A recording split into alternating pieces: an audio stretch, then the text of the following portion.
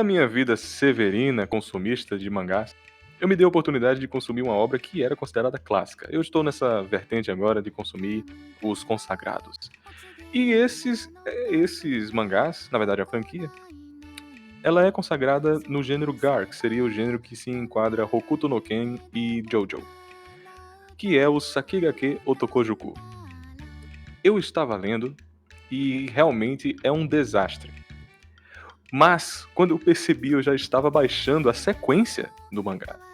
Mesmo já tendo passado por 34 volumes e achando fatidicamente ruim, eu estava lá, continuando a consumir, porque os erros são justificáveis? Bem, eu me encontrei em uma dicotomia tentando responder o porquê de eu ter gostado, mesmo sabendo que fatidicamente era uma obra fadada ao erro em vários aspectos. E trouxe aqui ao meu podcast essa discussão. Por que Deus, nós temos o interesse de continuar consumindo aquilo que não é necessariamente tão bom? E convido-vos aqui, agora, escutar uma discussão entre eu, Overkilled Red, E aí, gente, tudo bem? e ninguém mais, ninguém menos do que Nick, E aí, pessoal, Nick aqui. para nós discutirmos sobre o mundo afável das obras bobas e do porquê que nós selecionamos de maneira seleta o que nós devemos ou não consumir em diante. Avante!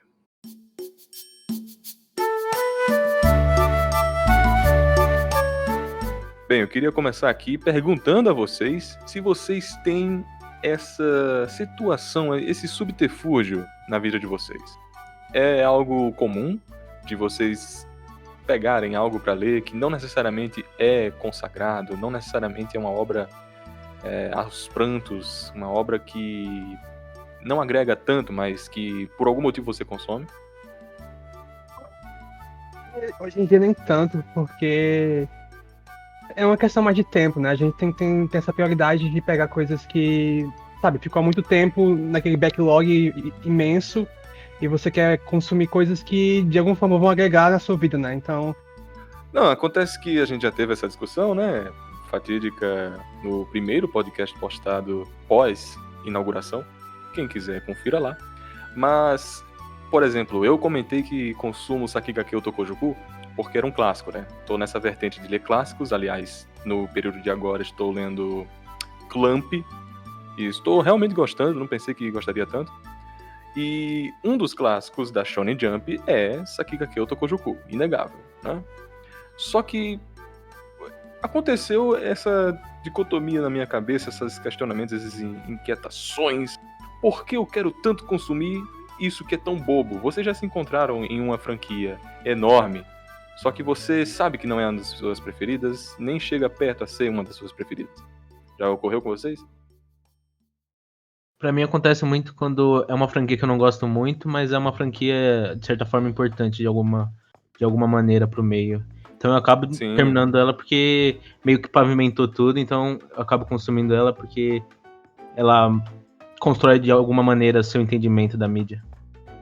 no meu caso também, eu já tive essa tendência de pegar coisas que de alguma forma foram relevantes, né? Como Sensei, como esses clássicos da Jump, né? Como se falou, Tokujoku também, Hokuto no Ken, que são coisas que eu só queria entender meio que o fenômeno, não exatamente, sabe, me apegar às obras em si. Então eu meio que, sabe, eu fui consumindo só por consumir mesmo, sem me apegar, mas, então é isso. Contudo, acho que vocês devem acreditar, né, que a comunidade se encontra nisso. Com várias vezes, como a gente já até discutiu no nosso primeiro podcast lá, que eu já comentei, várias vezes você se depara com pessoas que estão apenas consumindo por impulso, né? Só que a raiva também é um dos grandes motivadores para isso. E aqui seria uma mistura de indignação, né? Você não acreditar que a obra está indo por um caminho tão nefasto ou deveras imbecil, bobo, né, no caso, como também a facilidade de você consumir, né? Eu também estou lendo, além de Sakigake Otokojuku, é verdade, deveria ter dito isso na introdução, mas não preciso reiterar, ratificar, faço isso agora. Kinnikuman, vocês conhecem, né? Ultimate Muscle. Inclusive foi um dos mangás também que eu tentei ler, porque é um fenômeno, tá? Tipo, dentro da Sim, dos shonens e tal. sim, Mas sim. eu não fui muito longe com ele, porque eu achei muito bobo na época. Porque eu acho que ele é um daqueles Kinnikuman é mangás que. incrível. É um daqueles mangás que começa como gag, né? Tipo, Reborn, e meio que vai evoluindo pra algo mais shonen, né? Sim, Reborn foi sim. um dos meus exemplos que eu, tipo, acabei terminando porque meio Sim, que. sim. Eu também terminei só porque eu já tinha começado, e, sabe, em um certo momento teve um apelo que eu realmente gostava, mas depois chegou um ponto que realmente era algo desconexo comigo e eu terminei só por terminar mesmo.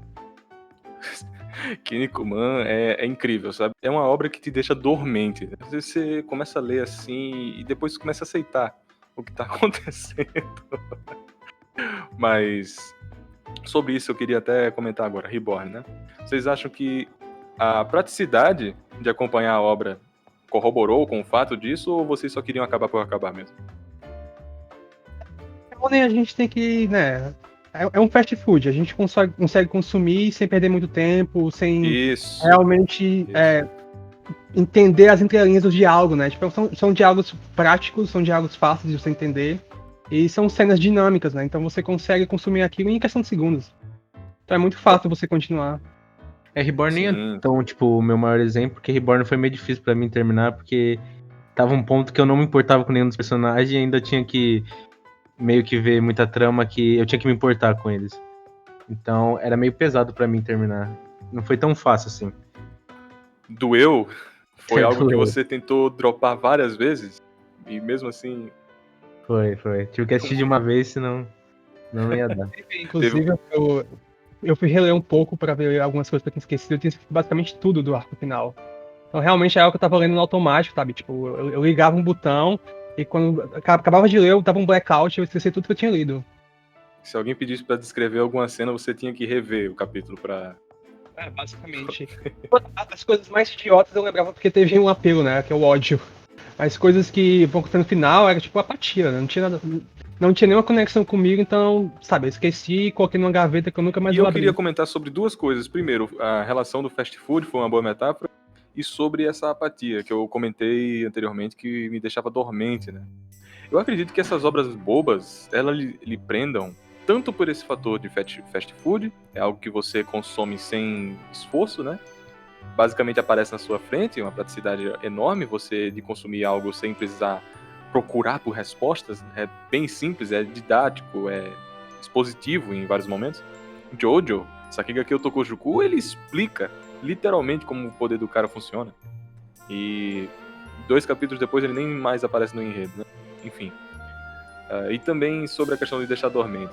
Eu acredito que por essa obra ter uma gag, como você mesmo comentou, Kinnikuman começou com gag, e geralmente essas obras mais bobas, elas têm uma mecânica que vai lhe prender por algum motivo, ou que respeita essa mecânica por algum motivo, e, bem, lhe prende com isso.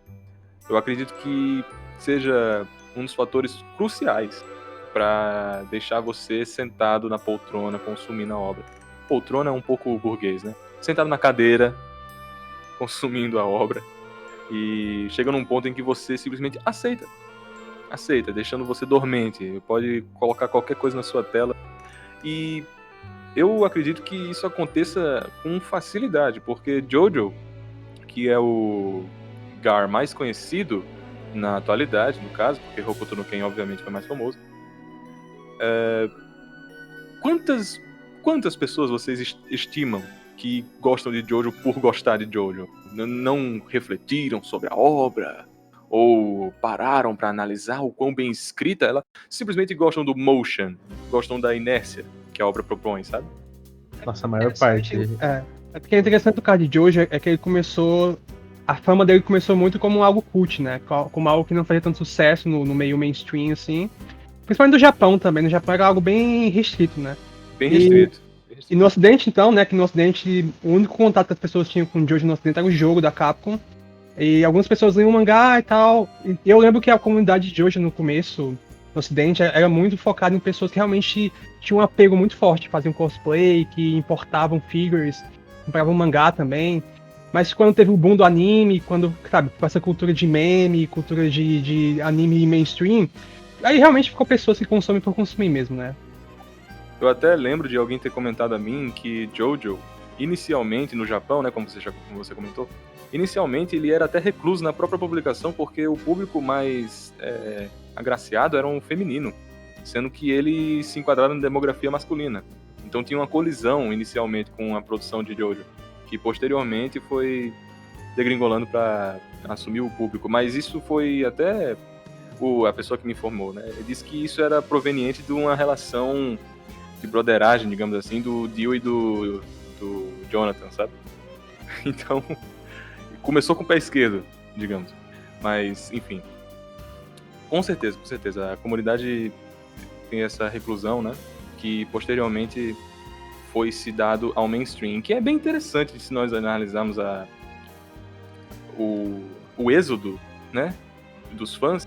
Porque foi memes, como você disse. Os memes que foram extremamente importantes para a divulgação do primeiro anime. E eu acredito que foi no 9gag que disseminaram mais, mas agora me fugiu a memória qual foi o fórum, qual foi o Reddit que mais compartilharam. Inclusive o Kenshiro de Hokuto no Ken, pra muita gente da nova geração, é basicamente um meme do Nani, né? Tipo, muita gente não conhece ele do Hokuto no Ken, conhece como meme. A gente tem uma cultura hoje...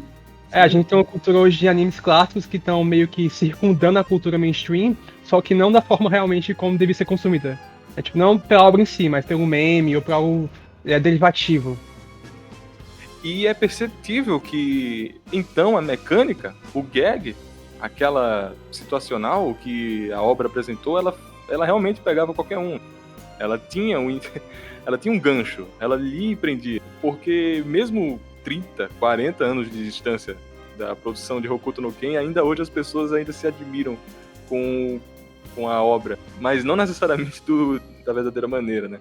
Ninguém pode confirmar se o Burroughs realmente tinha interesse de fazer aquilo sério ou se ele achava tão engraçado quanto, sabe? É algo inconfirmável, digamos assim. Mas, realmente, agora parando para pensar, essas obras, elas devem se sustentar muito por esse carinho à piada, ao modelo chacota. Porque as próprias obras estimulam a chacota. Jojo trazendo inúmeros estantes estranhos, com personalidades estranhas e referências estranhas. Hokuto no Ken reiterando todo o capítulo o poder do nosso protagonista. O poder não, né? A arte marcial. Reiterando. Ponto importante. E Kinnikuman, obviamente, vocês que não consumiram, Kinnikuman, ele, depois de um tempo, começa a trazer os lutadores de luta livre. E que é uma galhofa. Nossa, uma jactância de um lado pro outro. Tem o Ninja Man, tem o Wars Man, tem o Bushido Man, tem o Neptune Man. É sempre esses nomes espalhafatosos de luta livre, sabe? Só faltava ter um Big Show no meio do... E eu acredito que as obras, elas se propõem mais a trazer esse lado jocoso, esse lado de chacota, porque o ridículo alimenta o bobo, já que é algo indissociável. Algo ridículo também, né, ser extremamente afável, porque é único, é ímpar. Vocês diriam que essas obras bobas, elas se alimentam diante da comunidade por que motivo? Eu acredito que seja essa retroalimentação do ridículo e da chacota que reitera o que a obra quer trazer, que é diversão. Sim, basicamente, principalmente numa cultura hoje que tudo é piada, tudo vira meme, então é muito fácil você alcançar alguém através do humor. Então eu acho que realmente Jojo mesmo, por mais que seja uma obra que começou como algo muito mais pesado, muito mais gore, depois se transformando em algo muito mais galhofa, porque justamente é uma forma de você alcançar um público maior. Tanto que uma das estratégias que o Araki usou na terceira parte foi de trazer muito humor na parte do Egito, né? Muita gente não gosta da parte 3, mas gosta da parte do Egito, principalmente por causa do humor, né? Porque realmente ele tenta entender que a forma tem esse espaço para colocar piadas e, sabe, ter essa coisa do alto, de você tirar sarro de você mesmo, né? Sim, sim. É que a piada... Autocrítica? Talvez. É que a piada meio que é questão de fazer seu público entender e se identificar com o que está sendo dito, né? Então, eu acho que Jojo calhou muito de... A linguagem que ele usa, ela cai muito bem com essa época hoje de meme. Parece que a linguagem foi meio que feita para essa época. E acredito que esse lado, né, humorístico, essa chacota, também corrobore com as próprias questões que o fandom levanta.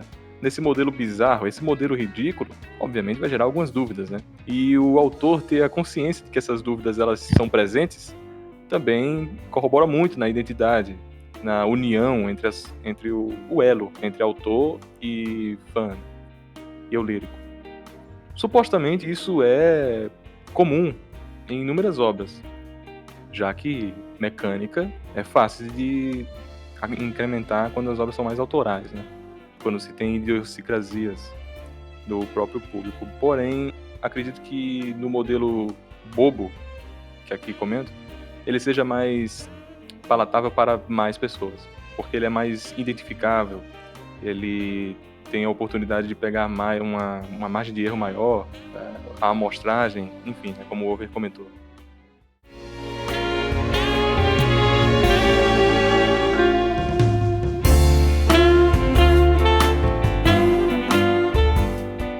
E essa discussão, ela traz para um outro elo que para mim é bem mais interessante, que é o focal aqui dos futuros minutos do podcast, que seria nós, os consumidores, para com obras. Porque, como eu mesmo comentei, eu não tenho relutância alguma de continuar essa obra, essa franquia, Kinnikuman, Sakigake Tokushuku, diverso. Só que eu tenho mais relutância de consumir deliberadamente obras cunhadas de cabeça, obras que são bem mais difíceis no modelo crucial. Nem necessariamente obras, consumo em geral, estudo, acadêmicos, educação, profissionalismo, etc. Né? Acredito que vocês têm uma opinião parecida com a minha, que quanto mais fácil, mais vontade dá de consumir. Sim, porque é muito mais fácil você consumir algo que você tá pronto já, né? De que você já sabe o que vai esperar, que vai ter uma dinâmica interessante, que vai ser rápido de consumir, não vai tomar muito seu tempo. Assim, não vai ter aquela questão de você ficar pesando em algum momento trágico, um momento doloroso. É algo mais dinâmico, fácil. Tem humor, tem ação, enfim, dependendo do que você consumir, né?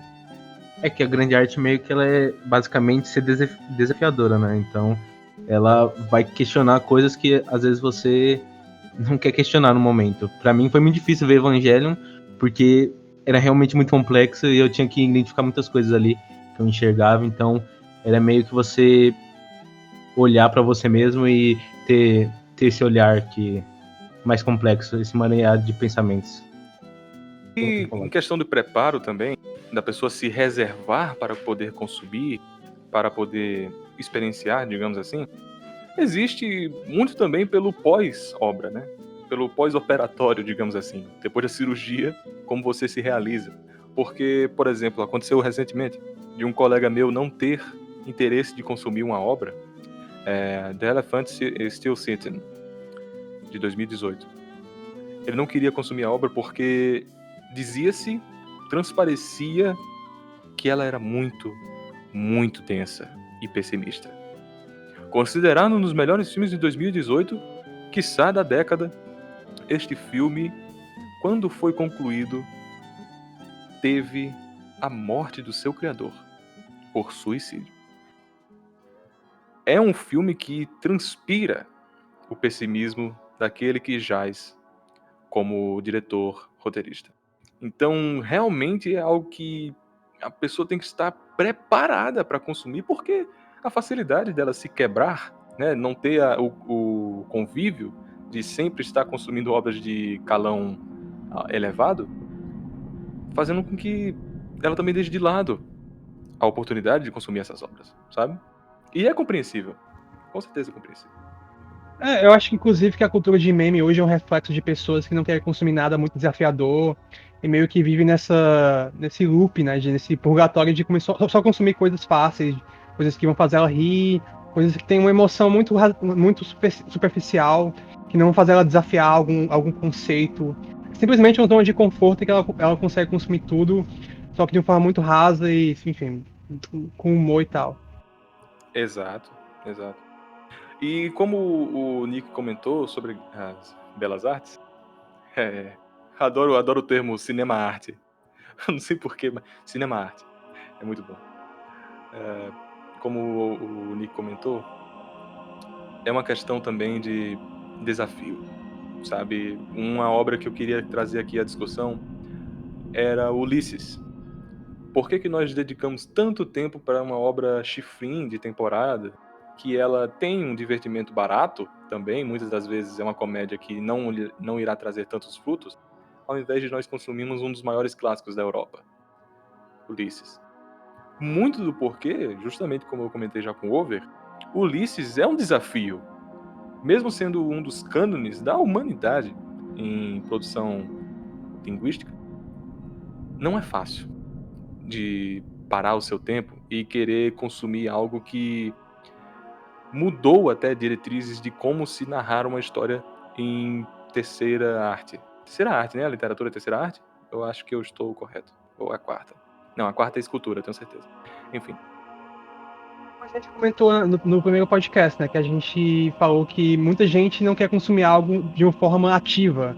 Ela quer ficar no banco de trás do carro, né? Ela quer consumir aquilo de forma automática, sem realmente pensar muito. Sim, sim. Enquanto, né, clássicos da literatura, clássicos de qualquer mídia, ele tem esse caráter desafiador de fazer você ficar realmente, é, sabe, ter essa disruptura com a mídia, né? Fazer com que você repense não só a forma como você consome, mas sua vida em si, né? Qualquer conceito relacionado à vida, enfim, qualquer. Vocês acham que... Porque pra mim é muito visível isso. Eu queria até conversar a vocês. Vocês acham que é relutância por medo? É uma relutância por medo de mudar as diretrizes, de não estar apto ao consumo, Acho que é e algo. que por isso se afugenta vendo obras que são de maior facilidade de consumir?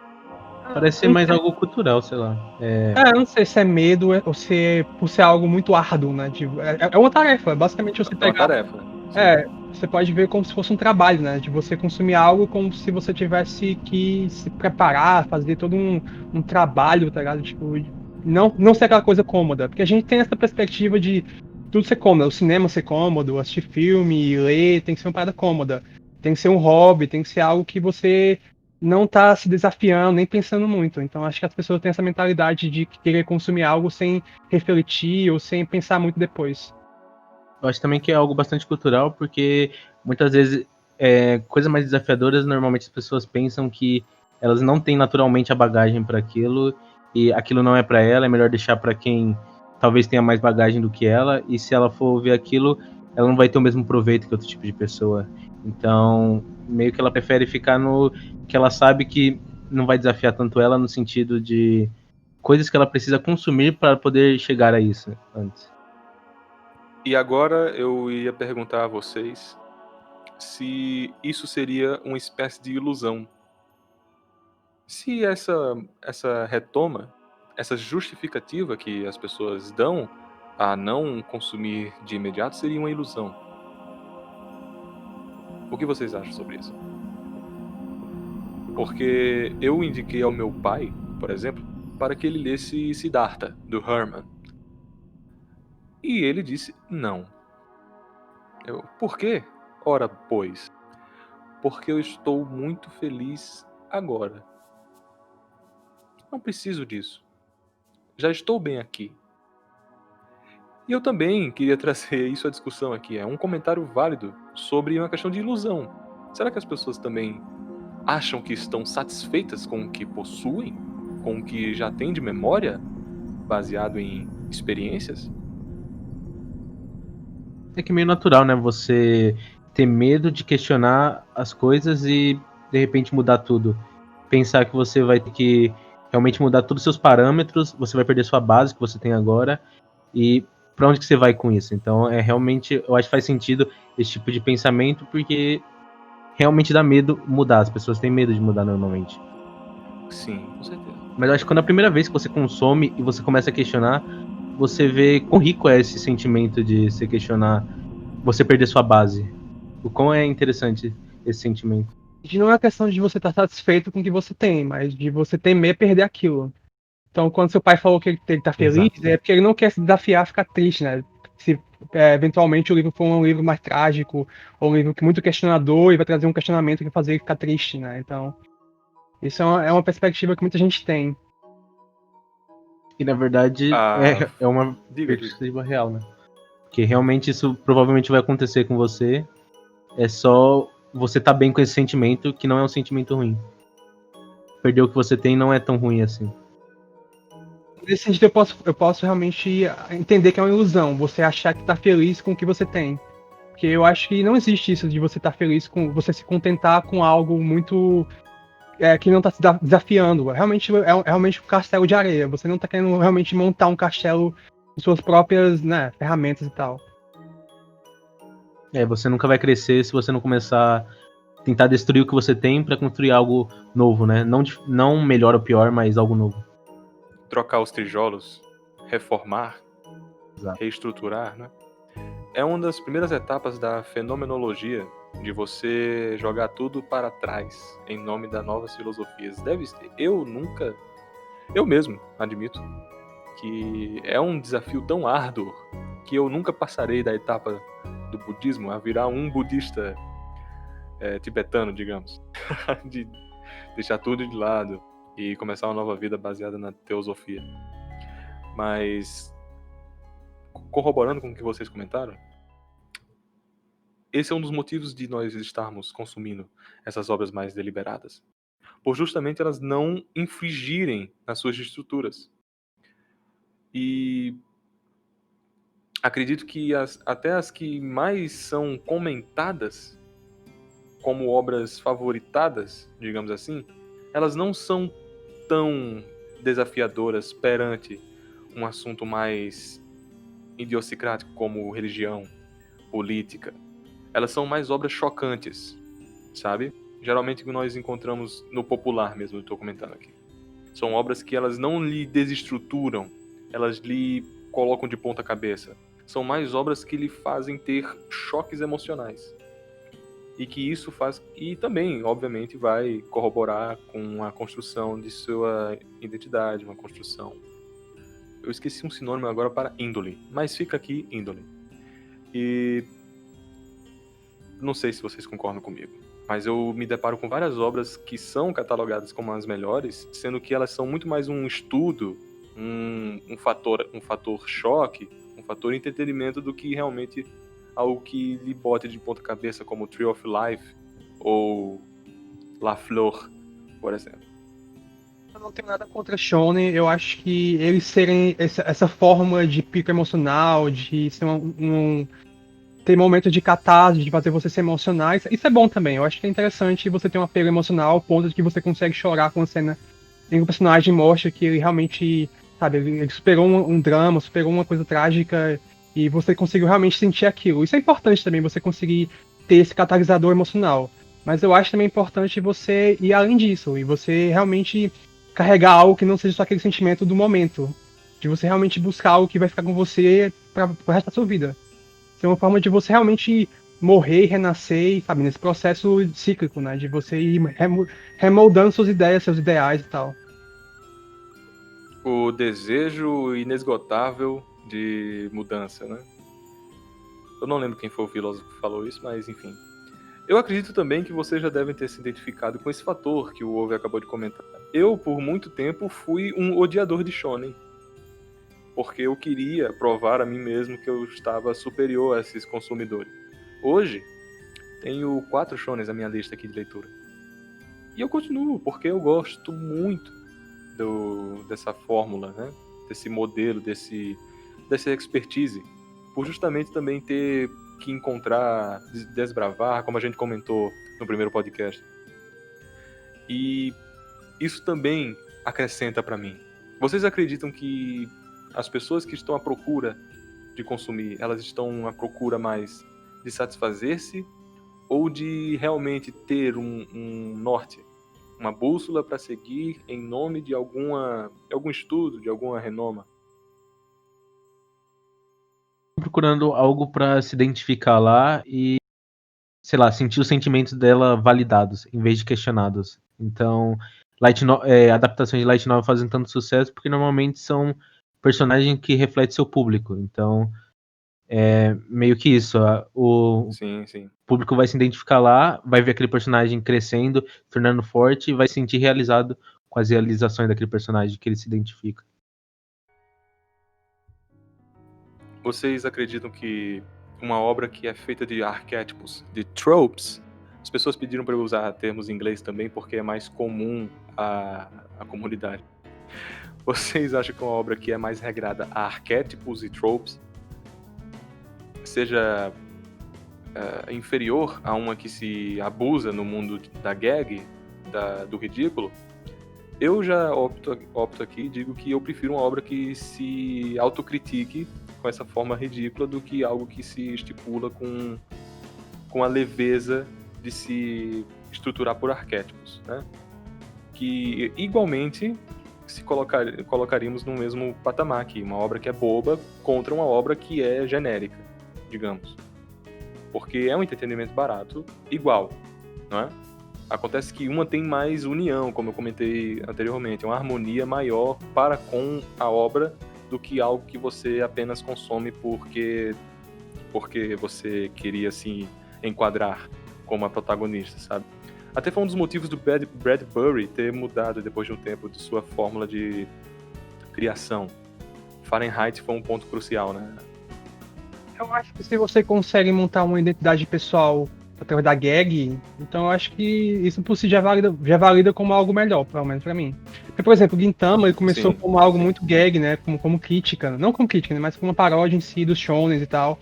Só que ao mesmo tempo ele foi muito abraçando essa coisa do shonen de lutinha e tal, de, sabe, o vilão que não é o vilão realmente, tem outro vilão. Então ele foi meio que se transformando naquilo que ele criticava. Então pra mim isso eu acho que perdeu um pouco a mão.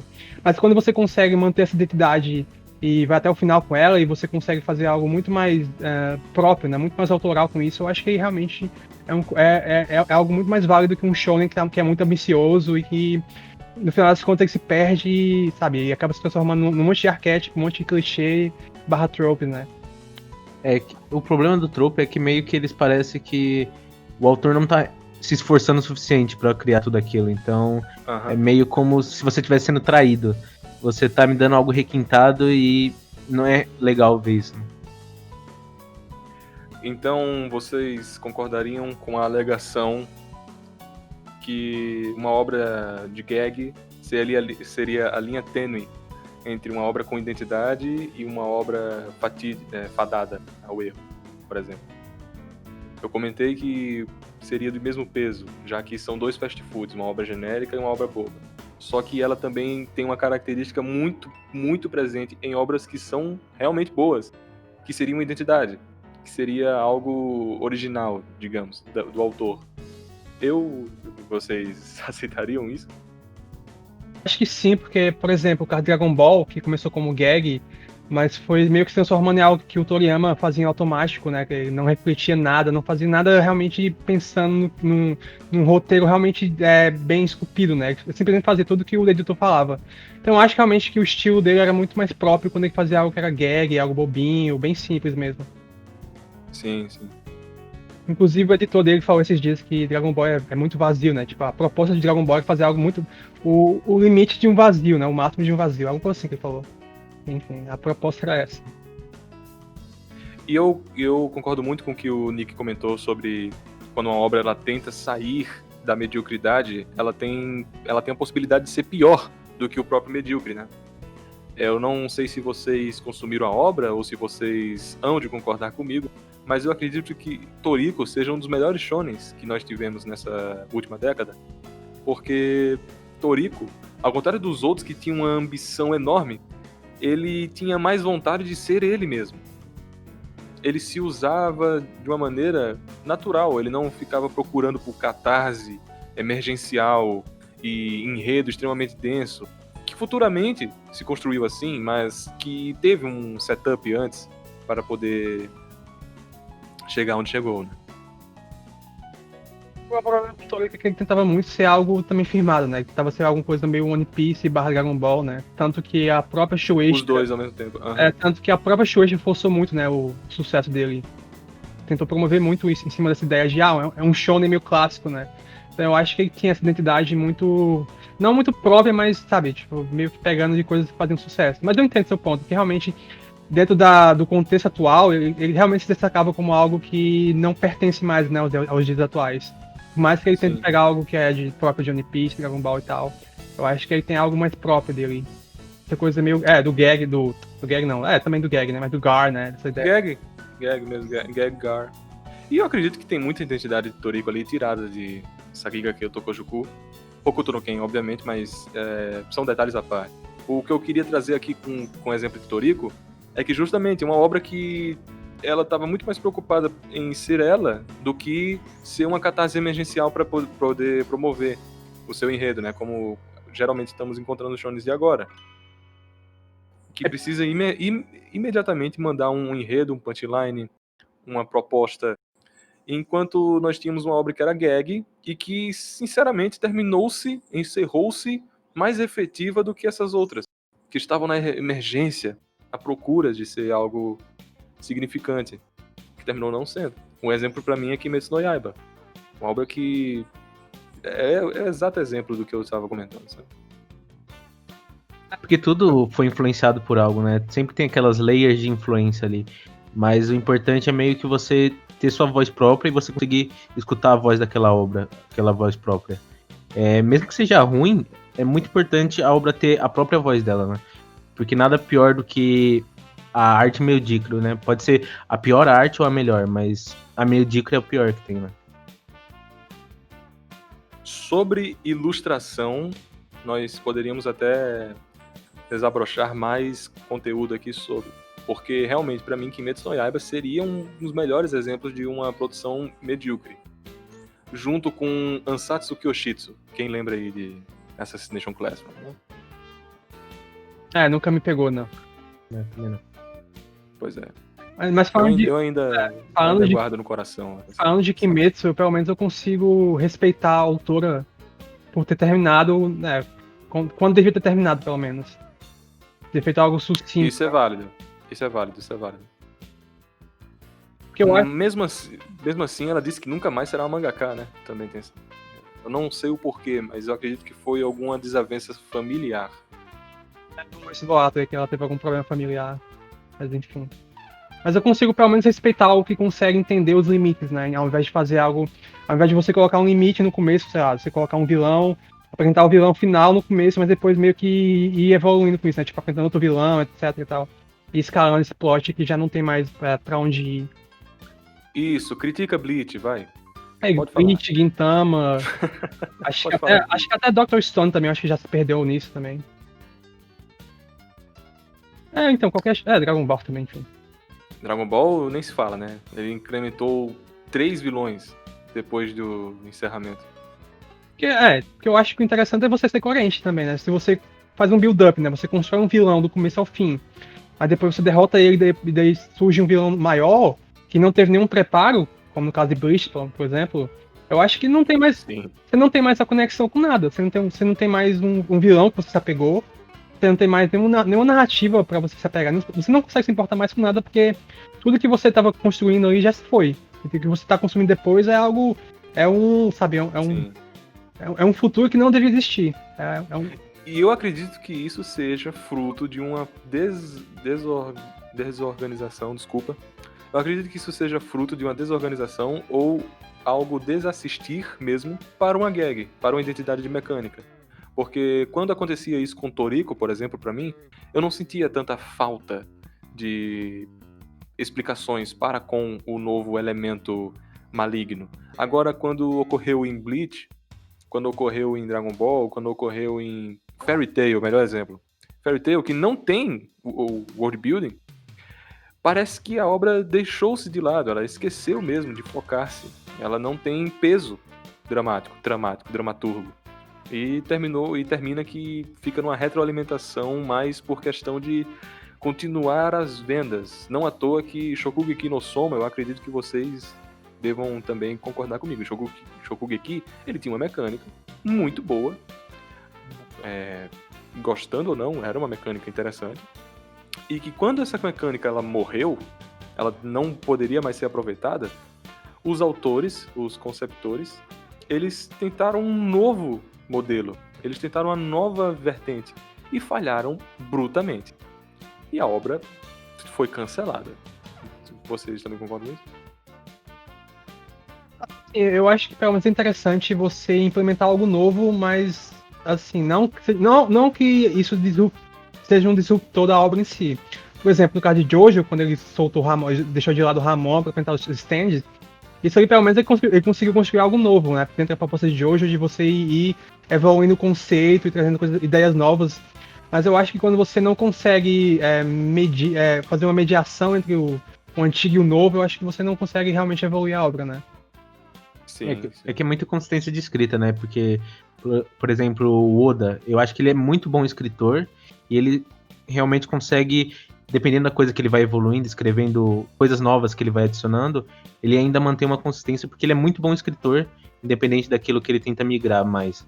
Então, tipo de Fairy Tail, ele era muito ruim escritor no começo, aí depois ele tenta migrar para mais algumas coisas, ele ainda é um mau escritor, então meio que as coisas são mas escritas de diferentes formas em diferentes pedaços. Então é meio que um retalho de escritas ruins.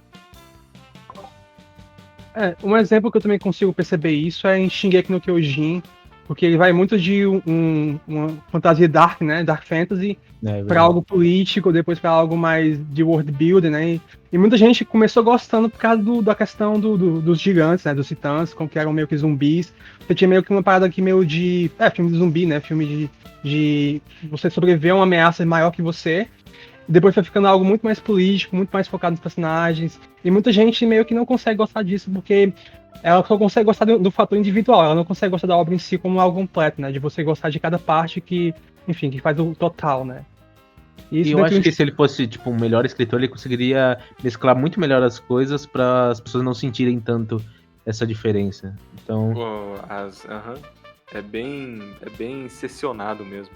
É. Mas eu não critico tanto o Isayama porque é quase obra de estreia dele. Ele meio que evoluiu junto com a produção da obra, então tem esse peso mesmo, de ele seccionar até. Dá pra seccionar em arcos essa divisão. É bem pontuado isso mesmo.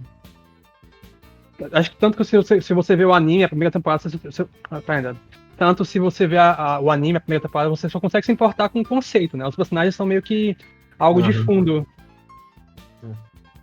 E, enfim, sobre isso eu queria até determinar mais aqui, deixar mais pontuado, que eu acredito que essas obras que sejam mais bobas, essas obras que não necessariamente têm um peso dramático enorme, elas são interessantes sim de ser consumidas, porque como a gente desenvolveu por aqui, né? Ela possui, querendo ou não, identidade.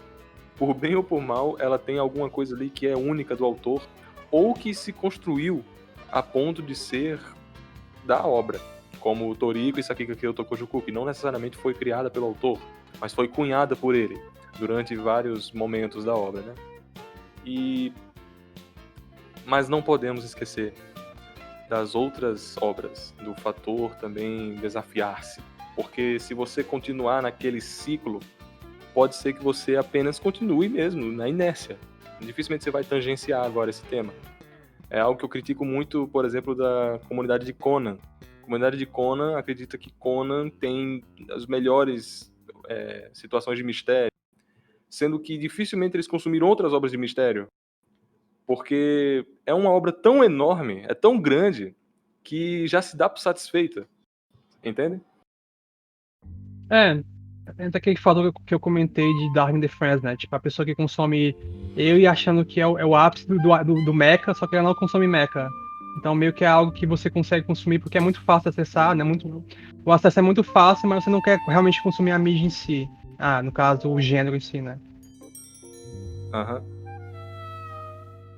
Então, realmente, você fica vivendo uma bolha que você tá vendo algo que é muito acessível, porque você construi uma ideia de como deve ser aquele gênero, sendo que você nunca consumiu, mas daí vem uma obra que é muito acessível para você, e você consome meio que você constrói aquilo como se fosse realmente algo que tá acima, né? E eu acredito que também seja atraente, porque como eu já comentei, Jojo, Boku no Hero também dá pra se dizer que tem uma gag, Menos que mímica, a mímica não, mínima, ela ainda possui uma característica. E os fãs, sabe? É atraente você ver uma atividade presente entre aqueles que gostam da obra, sabe? O exemplo de Jojo, às 7 mares você vai encontrar algum fã. Porque é bem expansivo, é algo realmente atraente. De você estar ali a par com a comunidade, caramba. Chega a ser até um pouco difícil de você querer questionar também. Isso é um detalhe, né? Porque são tantas pessoas que cunham as mesmas palavras que uma palavra diferente poderia ser até desproveitosa. Mas isso aí seria assunto para outro podcast.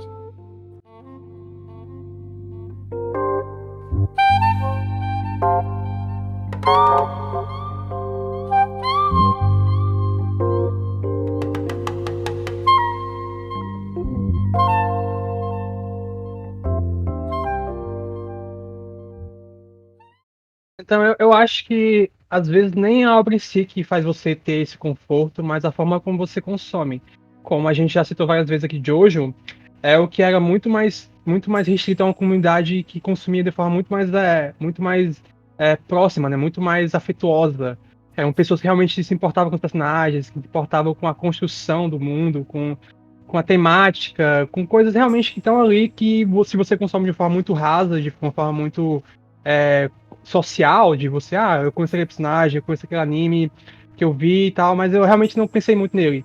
Então eu acho que realmente vai muito mais da forma como você se identifica com algo, da forma como você realmente se joga aquilo e você consegue realmente entender a proposta, entender temas, entender realmente a construção daquilo. Então, enfim, depende da obra, mas eu acho que depende mais da pessoa, da forma como ela consome aquilo. Acredito que você esteja certo mesmo. É bem mais interessante de você compreender o que é que ela quer construir do que apenas dizer que tá ruim e tá bom e tá mediano, sabe? Acredito que você esteja certo mesmo. Eu acho que nenhuma obra ela tem uma forma única de você consumir, não é uma via única. Ela tem vários fatores que. Sim, sim. Até um shonen você pode perceber que isso. Ela tem um fator comercial, que é a coisa mais da ação, da coisa dinâmica, mas tem um fator emocional dos personagens, um fator de construção ali, de temática, que, enfim, vai da pessoa. Se ela quer consumir aquilo como algo que vai realmente afetar ela, ou se ela quer consumir como fosse realmente fast food, né? Como aquela comida rápida que você consegue ler muito rápido, consumir muito rápido, sem você pensar muito. Então, enfim, qualquer obra você consegue consumir de forma, digamos, ativa, de forma que você realmente consiga refletir e tirar algum proveito daquilo. Porque eu acho que a gente também não tem que pensar muito de uma forma muito utilitarista, né? De você ver algo porque aquilo vai acrescentar algo, vai fazer você refletir também. Eu acho que tem que ter também essa coisa, mas eu acho que também tem que ter esse pensamento de que você está se desafiando, você tá conseguindo evoluir com aquilo também. Ah. Lindas palavras. Eu gostei bastante do que você disse. Aliás, adoraria acrescentar um fato de que não necessariamente uma obra que se estipula com gag não traga mensagens. O contrário, o Ove acabou de comentar o contrário aqui, que necessariamente nós não precisamos procurar por mensagens para poder estarmos a par de atividades, mas também, realmente, para mim, Bach the Grappler é o melhor exemplo de que outrora fosse apenas a gag de Bach, que já era interessante, ele trouxe semântica com isso. Então, podemos também nos surpreender, propriamente por nós estarmos consumindo alguma obra que ali estava apenas por brincadeira. E que depois de um tempo ela quis pegar você de jeito, né? A maneira dormente que ela lhe deixou agora fez com que você realmente ficasse dopado. Mas, Nick? Eu acho que no fim é meio que cultural que nós aprendemos a apreciar a mídia sem muito propósito narrativo e meio que mais por causa da trama, do verniz que tem na obra. Então é muito mais interessante. Nós naturalmente desde crianças aprendemos a meio que ver as coisas pelo que elas estão na tela, não pelo que está por baixo, né? Então eu acho que desaprender isso é importante quando você quer consumir a mídia no próximo nível. E encerramos por aqui. Espero que você tenha gostado da nossa interação e se tem desejo de mais, não seja por isso, acompanhe os nossos futuros e anteriores podcasts para que possa saciar-se com isso. Se tiver interesses, alegações ou o que for, por favor, comente nos comentários, se assim for possível. Desde já, deixo-vos o agradecimento. E até mais.